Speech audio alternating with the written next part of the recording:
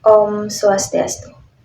Wassalamualaikum warahmatullahi wabarakatuh. Shalom, nama budaya, salam sejahtera untuk kita semua, dan salam harmoni. Perkenalkan, nama saya Putu Kencana Dewanti dengan NIM 25110110066 dari kelas BKC semester 1. Pada mata kuliah Dasar-Dasar Bimbingan dan Konseling, dosen pengampu Profesor Dr. Iketut Darsana MPD dan Bapak Wayan Eka Paramarta SPD MPD. Pada kesempatan kali ini saya akan menjawab 3 pertanyaan dalam salah satu studi kasus. Soal yang pertama adalah apa prinsip konseling yang dilanggar dalam kasus ini? Nah, jawabannya adalah dalam skenario Rina, prinsip utama konseling yang dilanggar itu adalah kerahasiaan, yang dimana kakak tingkat yang dijadikan tempat curhat atau tempat cerita ini tidak menjaga rahasia dari cerita Rina, sehingga menyebabkan penyebaran informasi pribadi. Nah, meskipun niat kakak tingkat ini baik, tindakan itu merusak kepercayaan dasar.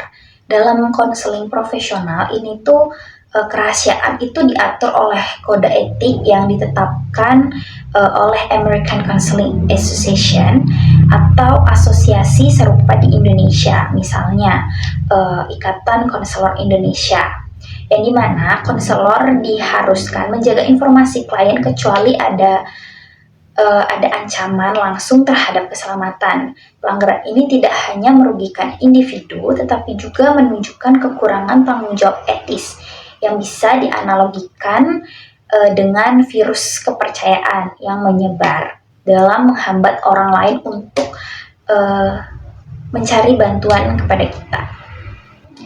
Nah, pada pertanyaan yang kedua, apa yang membedakan konseling dengan sekedar tempat curhat?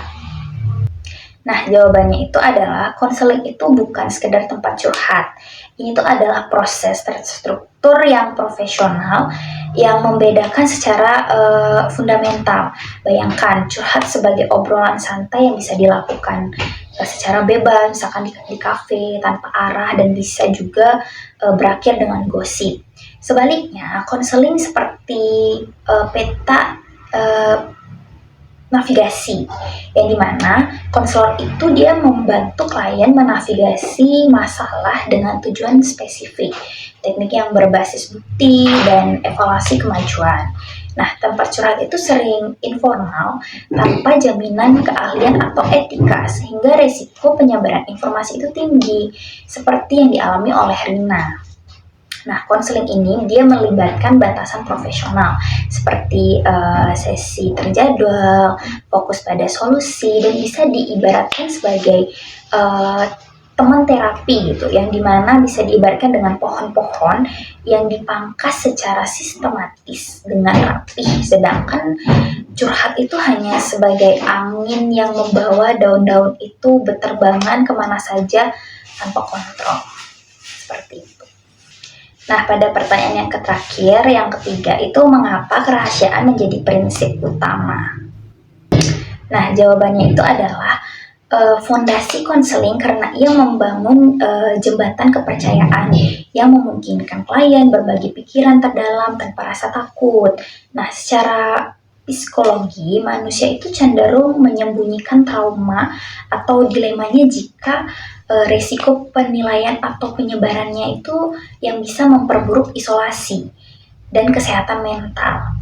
Nah, prinsip ini tuh berasal dari etika Hippocrates atau bisa disebut sebagai tidak membahayakan ya, dan didukung oleh penelitian seperti studi dari Journal of Counseling Psychology yang menunjukkan bahwa pelanggaran kerahasiaan itu meningkatkan risiko klien menghindari bantuan profesional.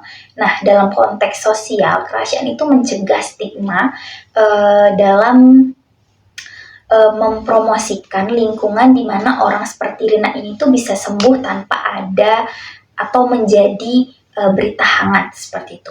Nah, bayangkan jika rahasia ini tuh seperti mata uang, kerahasiaan adalah bank yang aman seperti itu.